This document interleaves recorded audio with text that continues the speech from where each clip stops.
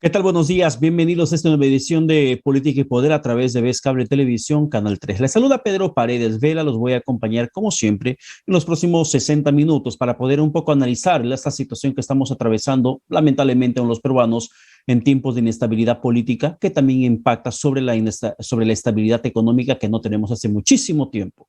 Muchísimo tiempo. Solamente un dato para recordar que justamente reciente ratificado presidente del Banco Central de Reserva, Julio Velarde, hace algunas semanas atrás ha mencionado que la subida del dólar se debe, además de los factores externos, en gran parte se debe también a la inestabilidad política que existe en estos momentos. Que si el ruido político bajara, el cantar fuera otro. El dólar no estaría por encima de los 4 soles, aproximándose a los 4 soles con 20 céntimos, sino que sería por lo menos 3 soles con 70 céntimos. Es cierto, una subida preocupante, pero tampoco tan extrema como la que en estos momentos estamos registrando los peruanos y que impacta directamente en la economía de todos, salvo aquellos ministros de Estado como Guido Bellido, por ejemplo, que puede tomarse la atribución, la libertad de generar mayor confrontación, mayor incertidumbre, porque tiene un buen ministro, un buen sueldo de ministro de Estado que sobrepasa los 30,000 soles y no sufre lo que la gente de las ollas comunes, no sufre con lo que la gente más desfavorecida del país en estos momentos está sufriendo.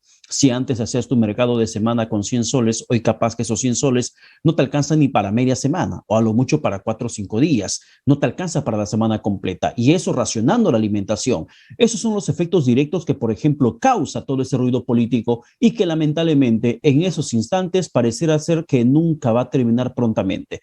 Para hablar sobre esos temas, sobre lo que viene pasando en el Congreso y además sobre el tema Maraví, el día de hoy apareció la información de que ya algo que se venía conociendo exactamente, pero apareció la información, por ejemplo, de que hay dos testigos en el tema de Maraví que los indican como presunto integrante de esos atentados terroristas que son terroristas y que escaparon de la cárcel. Dos testigos, no que son gente inocente, no que estaban viéndolo, como dijo Maraví, el ministro de Trabajo durante su interpelación en el Parlamento, que estaba en el lugar y en el momento equivocado, sino que hay dos personas que han participado de esos atentados terroristas donde se indican que también estuvo presente el ahora ministro de Trabajo, que se sostiene en decisiones del Poder Judicial de no sentenciarlo para decir que él está libre de polvo y paja y por lo tanto lo que están cuestionando los congresistas en estos momentos es solamente una persecución política por parte de la ultraderecha, como constantemente el actual titular de Trabajo y Promoción del Empleo viene sosteniendo.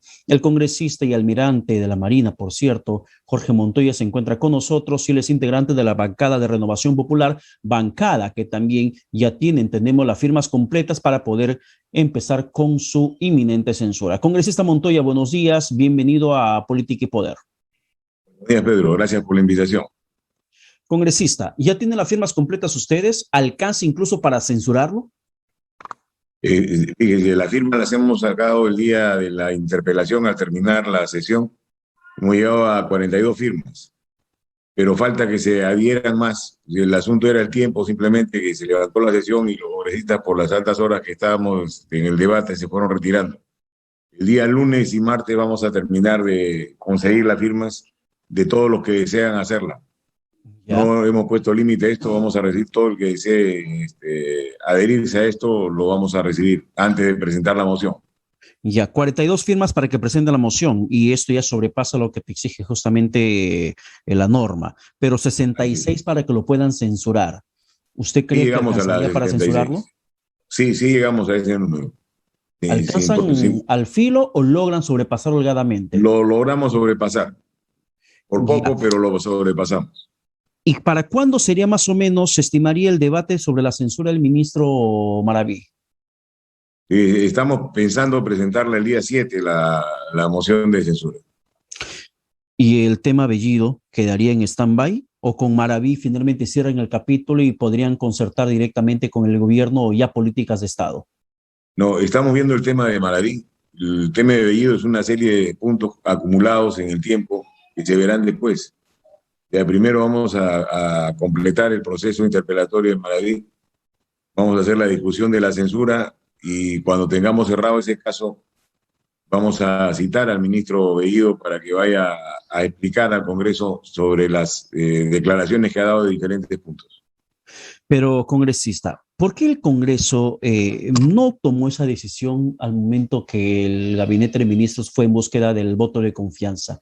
¿Por qué ahora, cuando deberíamos estar procurando un poco de estabilidad política, nos enfrentamos a otra crisis política, incertidumbre total, que impacta, como dije hace un instante, en el bolsillo de la gente? ¿Por qué en su momento no se impidió que las personas que ahora van a desfilar por el Congreso ejerzcan el cargo de ministros? Mi bancada votó por la no confianza. No, el problema está en que muchos votaron por la confianza, ahora han cambiado de parecer. Nosotros mantenemos la misma línea, no hemos variado ni un milímetro lo que pensábamos en agosto de lo que pensamos ahora con relación al gabinete. Y hemos sido consecuentes con nuestras ideas y hemos actuado en consecuencia. Por eso estamos con ese asunto de la interpelación de Maravilla ahora, que le hemos presentado nosotros también. Ahora, el tema de Bellido es un tema que nosotros le hemos pedido la presencia de él en el Congreso cada vez que ha presentado una declaración que estaba fuera del contexto normal. El Congreso no lo ha citado por diferentes motivos, pero lo vamos a hacer ahora al terminar lo de Maraví para no confundir las cosas. Pero ahora, congresista, referente a lo que viene pasando dentro del Ejecutivo, eh, ¿usted cree que esas decisiones podrían acabarse siempre y cuando el presidente de la República determine la salida de Bellido y de Maraví en los siguientes días antes de la sesión de censura? Sería ideal que el presidente lo haga, como usted ha mencionado al inicio del programa, y yo lo comparto totalmente. La situación de inestabilidad política que vivimos arrastra la inestabilidad económica. O sea, al generarse desconfianza, o sea, no existe confianza, los agentes económicos se retraen por razones lógicas. O sea, nadie va a invertir su dinero en un país donde le pueden cambiar las reglas de juego al día siguiente. Entonces, esa es la imagen que estamos dando hacia el exterior. Primero con la Asamblea Constituyente, que cambiaría todo el marco jurídico actual establecido, y luego con las declaraciones de Bellido de amenaza a Plus Petrol sobre la confiscación o la nacionalización de la empresa. Eso genera ruido hacia afuera muy fuerte, ¿no? Y es difícil de parar.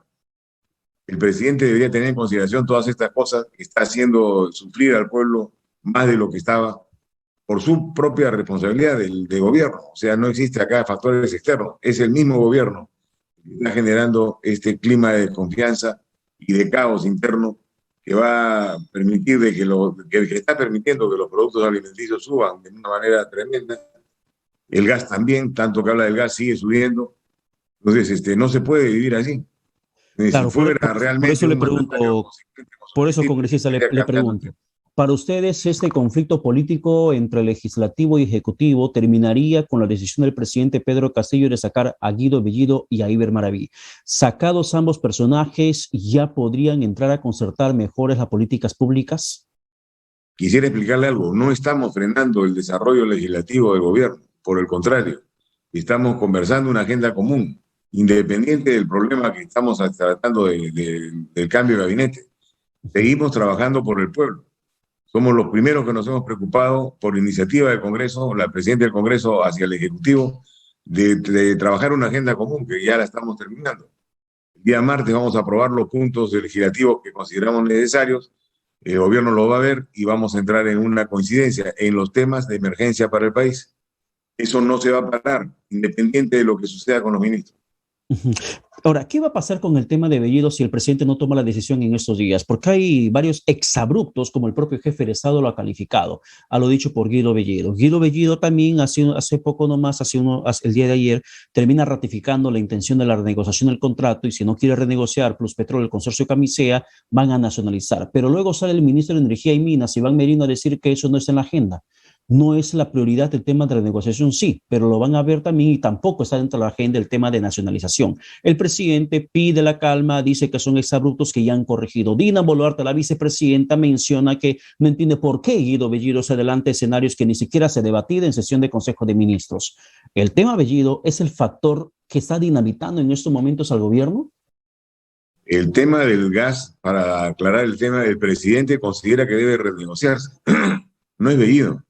Es el presidente el que considera. El Bellido está transmitiendo el deseo del presidente. O sea, forman un equipo. No es que están separados ni disociados. O sea, en este caso el problema es del gobierno. y el gobierno debería escuchar a la oposición y debería escuchar al pueblo, porque nosotros representamos a ese pueblo que está cansado de todo esto, y la gran mayoría ha votado por la censura para Maraví, y va a ser lo mismo para Bellido cuando la presentemos, porque vamos a presentarla posteriormente, después de escucharlo, vamos a ver qué cosa dice, si hay descargos válidos, y si no, procederemos también. Entonces, pero quiero que entiendan que acá no he leído separado el presidente, yo los estoy viendo juntos. Ujú. O Si sea, eran separados, el presidente ya lo hubiera relevado. ¿usted cree que realmente están jugando en pared? Como dijo, por ejemplo, Bellido también el día de ayer. El presidente del Consejo de Ministros ha mencionado, y una vez más habló en quechua, intentando un poco dirigirse a la población más empobrecida del país, que él hace caso a lo que el presidente le dice. Si el presidente le dice, vete para allá, él se va para allá. Si el presidente le dice, di esto, él dice eso. ¿Usted cree que realmente están jugando en pared? Sí, definitivamente. O sea, están hablando de lo mismo, lo único que cada uno tiene un lenguaje y una forma de expresarse diferente. Nada más. Pero el fondo del tema lo comparten ambos. El presidente ha mencionado que inclusive que durante la campaña muchos candidatos han hablado lo mismo sobre la renegociación del gas. Entonces, él está convencido de que debe hacerse y están haciéndolo. Yo considero que se han equivocado porque no es el contrato más emblemático para trabajarlo en este tema. Puede perjudicar la recaudación del país también. O sea, hay que tener en consideración una serie de puntos. Ujú. Y dentro del tema para cerrar el tema de Camisea, ¿se debe o no se debe renegociar? ¿Se debe o no se debe dar las modificaciones constitucionales para que se pueda renegociar el contrato con Camisea? Porque el presidente ha dicho se va a hacer todo enmarcado dentro de la ley y la Constitución. Entonces entendemos que si la Constitución en estos momentos no lo permite, si el Ejecutivo plantea proyectos de ley para que se modifique la Constitución y permita la renegociación correcta de los contratos ley y Renovación Popular, ¿apoyaría esa postura? Quiero explicarle algo. Los contratos de ley se pueden negociar, se pueden renegociar. No hay Ya. nada que lo impida. Es simplemente si es voluntad de las dos partes. Si las dos partes se sientan de mutua voluntad para hacer la negociación, se puede realizar, no hay ningún problema, no es anticonstitucional. Ujú. Es anticonstitucional cuando el gobierno quiere imponer sus condiciones sin escuchar a la otra parte. Eso no se puede hacer, como no se puede hacer en ningún otro contrato. No, la estabilidad jurídica está dada por eso, porque no se puede cambiar unilateralmente las condiciones del contrato, pero sentándose en una mesa a negociar sí se puede. Ujú. Ese contrato y todo lo que tenemos. Claro, y en el caso, por ejemplo, de negociar contratos, aquí no ha surgido cuando el alcalde de Lima, Jorge Muñoz, en una de las únicas cosas que pudo hacer en Lima, ha sido sentarse a conversar con los concesionarios de los peajes, y los concesionarios simplemente se negaron a modificar el contrato, y esto no prosperó a más. Y en el tema de Camisea, la empresa que está concesionando el tema de Camisea, lo que ha hecho es informar los beneficios económicos que ha brindado el Tesoro Público, y eso da una clara muestra de que no están dispuestos a sentarse a negociar. Entonces, el camino inminente para Guido Bellido es la nacionalización de los recursos. Eso es anticonstitucional. O sea, no lo podría hacer como lo están haciendo ahora. Eso sería romper el orden constitucional y ahí tendríamos que tomar otro tipo de acciones mucho más serias. ¿No? Y No podemos entrar a ese tipo de juego. Mientras claro, esté dentro del marco, no hay problema. es un peligro total. Pero ahora, congresista, también el día jueves, terminando la sesión de interpelación al ministro Maraví, escuché al congresista Ernesto Bustamante mencionar que hay varias bancadas que comparten el discurso o la posibilidad de que vaquen al presidente de la República, Pedro Castillo, en caso de que la situación no mejore o él se ratifique en sus decisiones. ¿Es un sentido también de Renovación Popular, vacancia presidencial? Yo le voy a explicar. Cuando se presentó el tema del Twitter de Bellido, de la amenaza que hacía el Congreso con la cuestión de confianza, yo manifesté. Acá se rompieron los límites y debemos ejecutar la vacancia. Yo personalmente lo dije en la reunión de voceros, pero no se está trabajando ese tema. O sea, lo dije como parte de una respuesta inmediata a una situación de amenaza, porque el Congreso no puede aceptar amenazas de ningún tipo. Y quedamos en ir a hablar con el presidente para mantener el diálogo y mantener el nivel que se encontraba en ese momento. Pero no se ha trabajado ninguna moción de vacancia por la bancada. Ya, sí, Ahora, pero aunque no se haya trabajado la moción de vacancia contra el presidente Castillo, sin embargo, sí hay una postura clara del gobierno. Y para mí no ha sido precisamente quitarle peso a las palabras de Guido Bellido sobre el planteamiento de cuestión de confianza, sino quizás ratificar y además equilibrar el discurso, porque el presidente Castillo, según lo que informó la presidenta del Congreso, María del Carmen Alba, le manifestó que el tema de cuestión de confianza es una facultad constitucional que tiene el gobierno, como también la facultad que tiene el Congreso de censurar a un ministro. Y eso equilibra los poderes. Son las fichas de juego que tienen a su favor ambos poderes del Estado. No ha dicho que no va a plantear cuestión de confianza. lo que ha dicho el presidente con sus palabras textuales fue: no voy a disolver el Congreso. Uh -huh. Comillas, disolver el Congreso. Eso fue lo que dijo. ¿Y usted le cree? No. Él tiene su agenda propia, que es una agenda para la toma del poder de manera total, absoluta. Y en ese camino va a llegar en algún momento a tratar de plantear cuestiones de Congreso o cerrar el Congreso de otra forma. Lo que tenemos que ser conscientes es que el Congreso no está desvalido. El Congreso tiene armas constitucionales para evitar ese tema. Y una de esas armas es la vacancia. Pero antes de llegar, sin llegar al extremo de la vacancia, el tema de cuestión de confianza es fundamental para que el Congreso pueda blindarse. Sin embargo, ustedes aprobaron una norma hace algunas semanas. Ya entiendo que esta semana vence el plazo para que el Ejecutivo pueda promulgarla. Si o la promulga o la observa. ¿Qué esperan ustedes de esa postura del gobierno? Imagino que además en esa reunión bien pudieron haber puesto ese tema en la agenda cuando se fueron a Palacio de Gobierno para que les expliquen esa amenaza del presidente del Consejo de Ministros. No se habló de ese punto específico. Esperemos que el gobierno la promulgue. Si no la promulga, lo vamos a hacer por insistencia nosotros. ¿No? Es una ley de desarrollo constitucional que pone en claro cuándo se usa el término vacancia y para qué se emplea. Y eso dejaría tranquilidad total para que el gobierno haga su trabajo y el Congreso el suyo. E imagino además que esa decisión de presentar las firmas para la censura de Maraví es estratégico hacerlo el 7 de octubre, porque precisamente por esas fechas vence el plazo para que el gobierno presente su observación o promulgue la ley de cuestión de confianza, la interpretación de cuestión de confianza que aprobó el Congreso. Es correcto. Ese es uno de los motivos. Otro motivo es darle tiempo al presidente para que recapacite y lo cambie a su ministro. ¿No? Esas son cosas fundamentales también. Volviendo al tema de la vacancia presidencial, ¿cuál sería la causal congresista? Tenemos muchas, o sea, no, causales no falta. Lo único que falta es ponernos de acuerdo para hacerlo. O sea, y estas últimas son muy graves. Y cuando se tome la decisión será porque ha habido otra acción del gobierno en contra del Congreso. No se va a tomar del aire.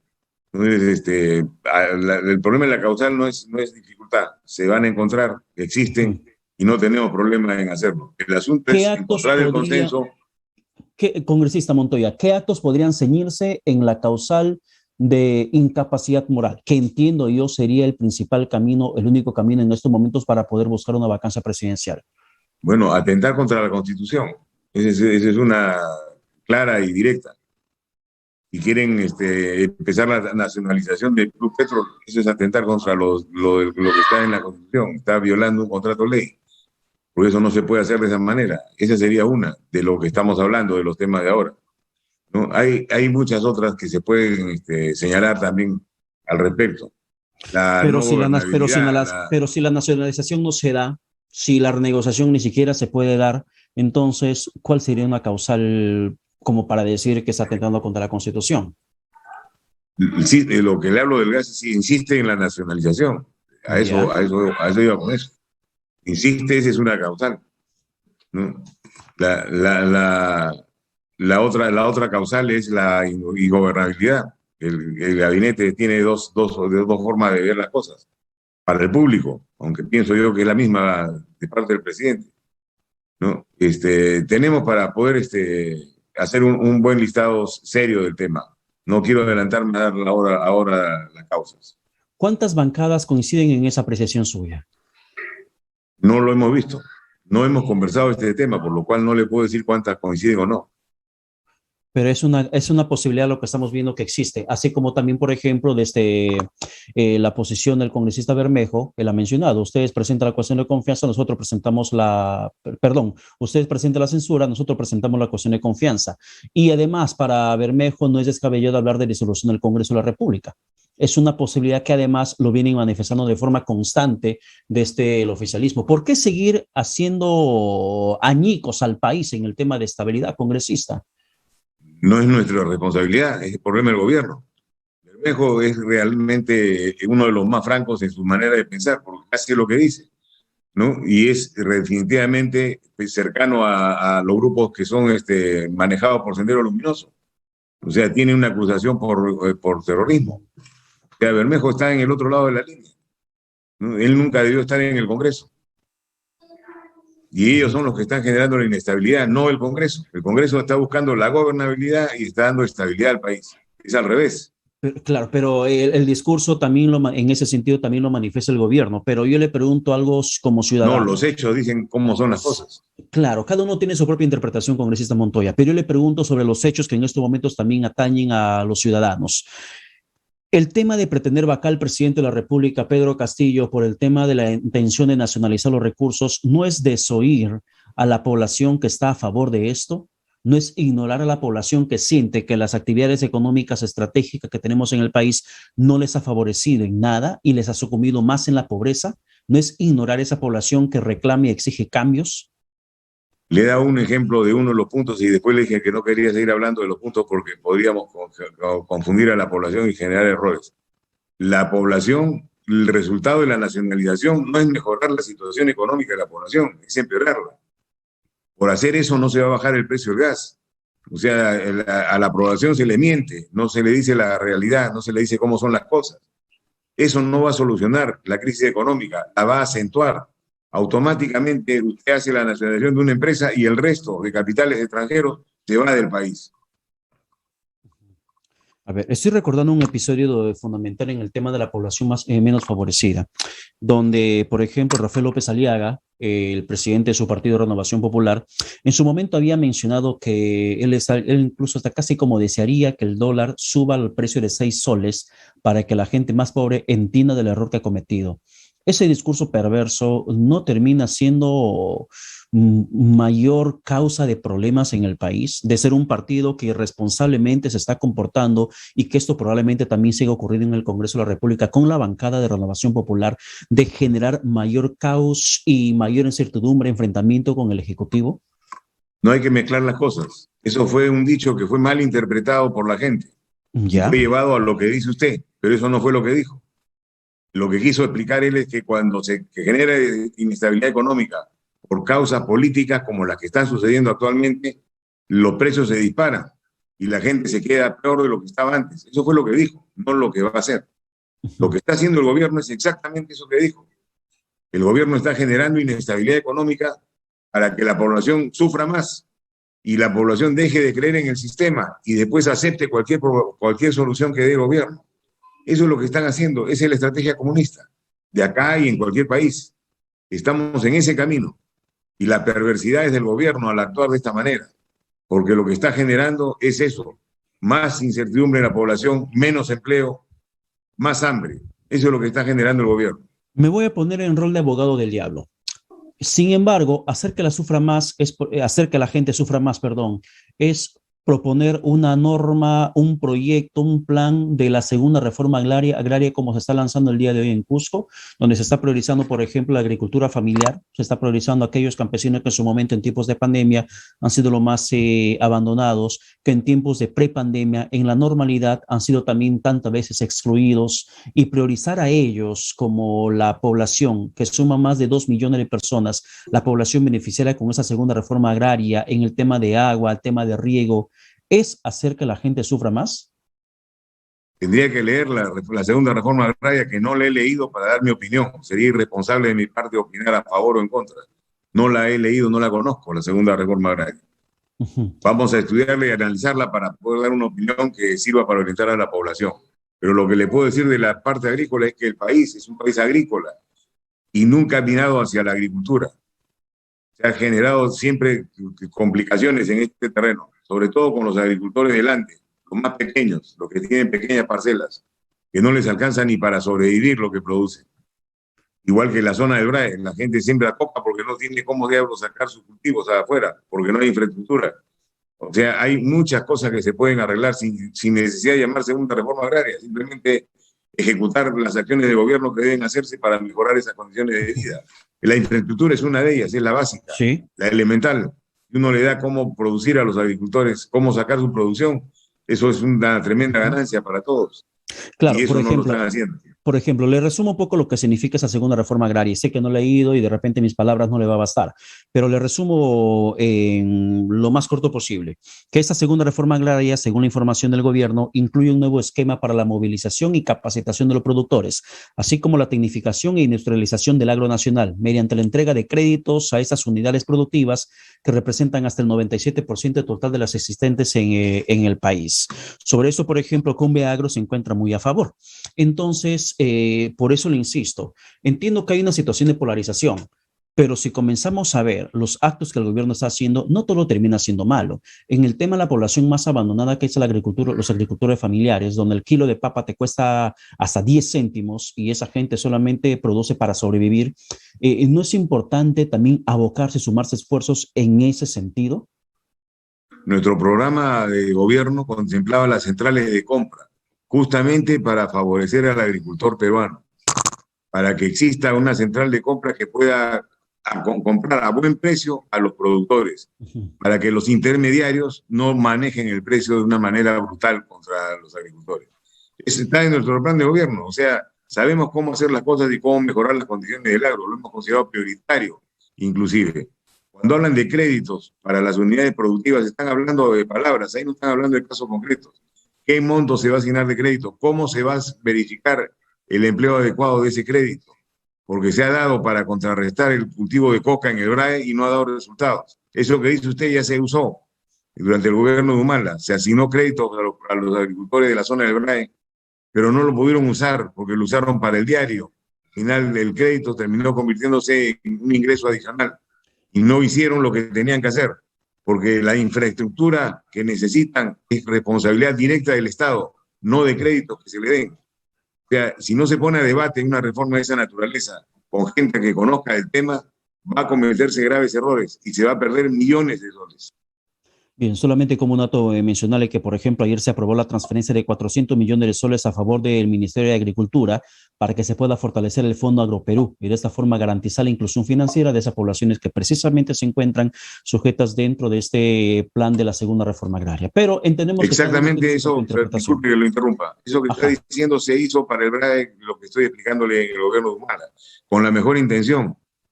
Y se asignó también fuerte cantidad de dinero. No hubo resultados, por lo que le dije. Esa no es manera de hacer una reforma. La responsabilidad del gobierno no la puede evadir.